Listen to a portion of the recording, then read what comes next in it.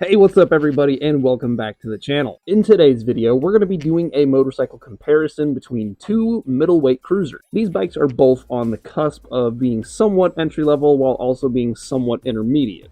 The two motorcycles in question are the all-new Kawasaki Eliminator and the already long-existing Honda Rebel 500. I've already made a video going over a lot of the Eliminator specifications, features, and details, and you can check that out right here. This video will very much rehash what I've gone over on the Eliminator and even provide a little bit more context and reference because we'll be looking at an already existing motorcycle that's been around for quite some time. Before we get into it, it would be greatly appreciated if you could subscribe to the channel so that you don't miss whenever I upload videos like this in the future. And at the end of this video, if you find what I'm saying helpful and you think that it deserves it, please leave a like on it. Every interaction that you guys have with my channel means that the algorithm is going to take those interactions and find other people to share the video with who might find it interesting, which means they likely have a very similar mindset to us. And if you found this video helpful, they probably will too. Anyway, let's compare the Kawasaki Eliminator to the Honda Rebel 500.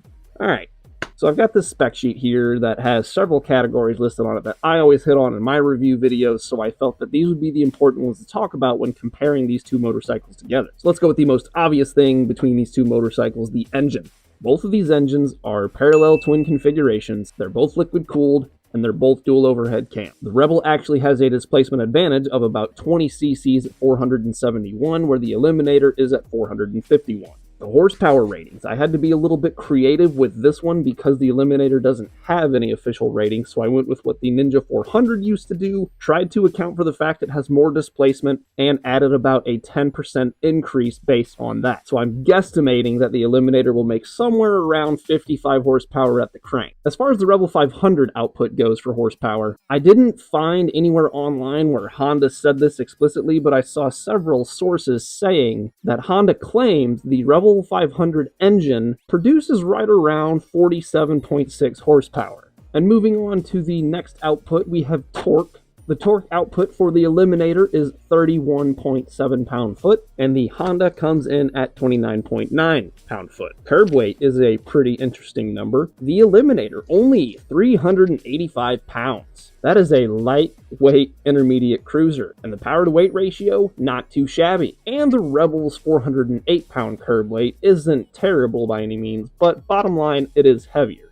But this next category plays into the center of gravity of a motorcycle and can very easily sway an individual's opinion on how heavy a bike feels. Seat height, and this one is really interesting because I think the Eliminator seat height is almost too tall for the segment that it's going after, but maybe it's not as important as I think. 28.9 inches, where the competitive model from Honda comes in at a meager 27.2 inches, and that's actually the same as the Rebel 300, which I think is pretty cool.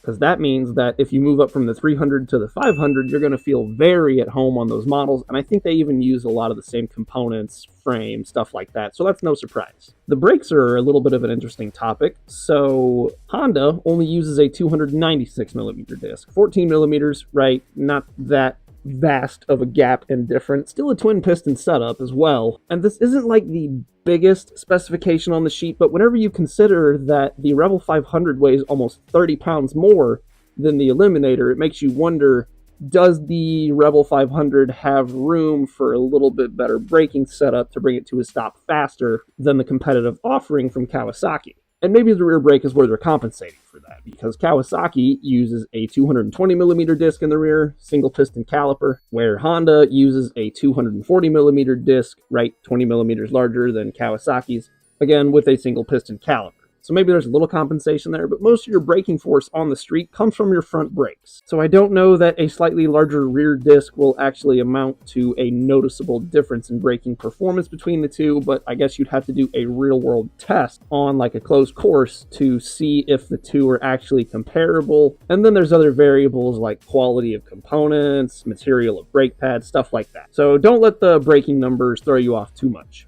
Now the suspension numbers I found very interesting. They both run a 41mm fork, and even though the Eliminator has a taller seat height, it actually does not have as much travel. Only 4.7 inches on the front suspension, where the Rebel comes in with the same millimeter diameter fork, but they have 5.5 inches of suspension travel. And while 8/10 of an inch isn't anything crazy, whenever you're talking a bike of this caliber, those small numbers are stuff that you're going to end up feeling whenever you're going down the road and your suspension is doing its job moving up and down. 8/10 of an inch could be the difference between bottoming out and having enough to actually not bottom out. And then moving on to the rear is the same story. They both use a twin shock setup, which I think looks great on both motorcycles. It makes your shocks easy to service and replace or paint, customize. I think that's cool. But again, we're running into this thing where the rear suspension, even though it's the same size and setup, the Rebel actually has more travel by 6/10 of an inch. Where the Eliminator has 3.1 inches, the Rebel has 3.7 inches of travel.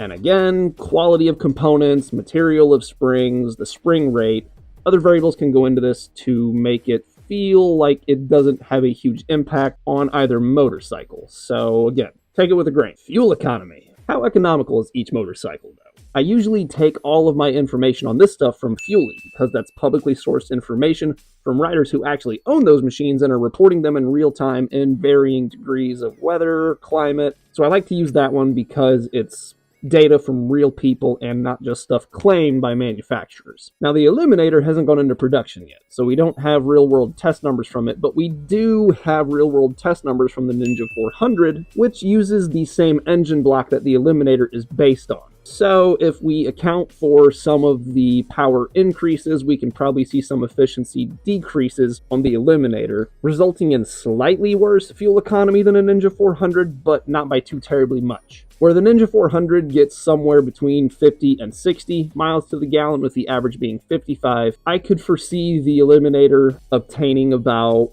45 to 55 miles per gallon for an average of 50. However, Honda seems to be very focused on efficiency and not so concerned with power, as we saw earlier in the horsepower and torque number comparison. But since Honda is not super concerned, it seems, with this motorcycle being the most raw and powerful 500cc displacement motorcycle you can get your hands on, our fuel economy is actually not half bad. According to Fuely, you're going to get anywhere between 60 and 70 miles per gallon on average for your Rebel 500. At least that seems to be the most common measurement for most people to be reporting. And if we take the averages between both of these numbers from the Rebel 500 and we use 65 miles per gallon, and we take the Eliminator and we use 50 miles per gallon for its average, and we multiply that by each one's tank size, we actually get a very, very similar total range in the fuel tank before they're completely empty, where the Rebel comes in at about 195 miles before you've squeezed every last drop out of the tank, and the Eliminator comes in at 185 miles before it is completely bone dry and the pump is getting nothing but air.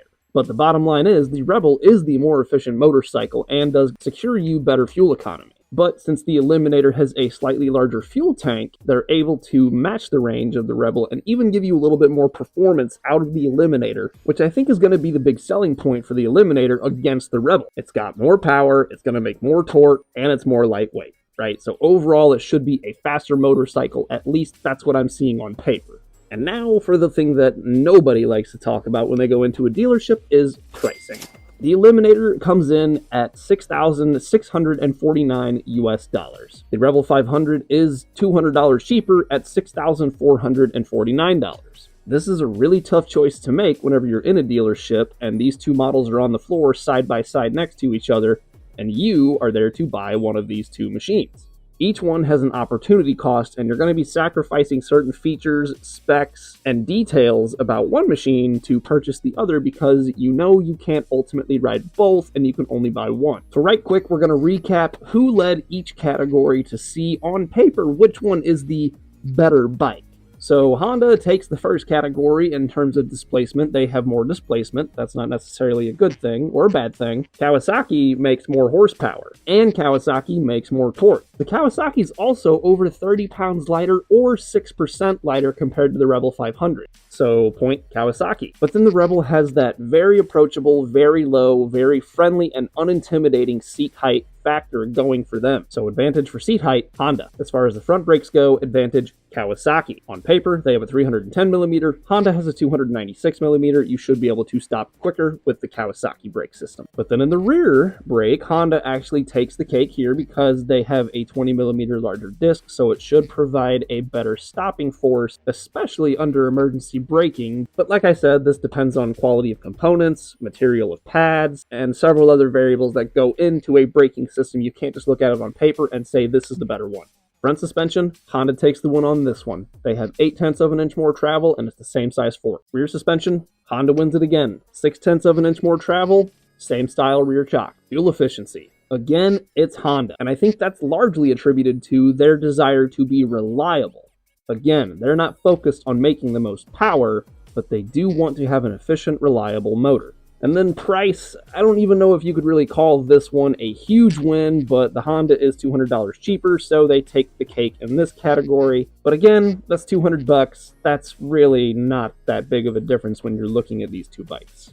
And I really don't think you should let $200 sway your decision unless all you have in your pocket is $6,449 and you can't spend a dime more. So on paper and the categories that we have here, the Honda appears to be the winner. But that's not for me to decide. That's completely up to you. Please, let me know what you guys think about the Eliminator and the Rebel and where you stand with each one and how you think they stack up. Put your thoughts, questions, and anything else that you want to know about these machines in the comments below. And with that, our comparison is complete. Let's go to the outro. Hey everybody, thank you so much for watching till the end. I hope you found this video useful. If that's the case, please consider leaving a like on it. Videos with more likes are more likely to be clicked on by their prospective audiences. If you want to see more content like this going forward, please hit that subscribe button so that you can see every single time that I upload, and who knows, maybe it wouldn't hurt to turn on that little notification bell, huh? That's all I've got. I don't have anything else to add. I want to say thank you again so much for watching. I hope you have a wonderful week, and please, ride safe.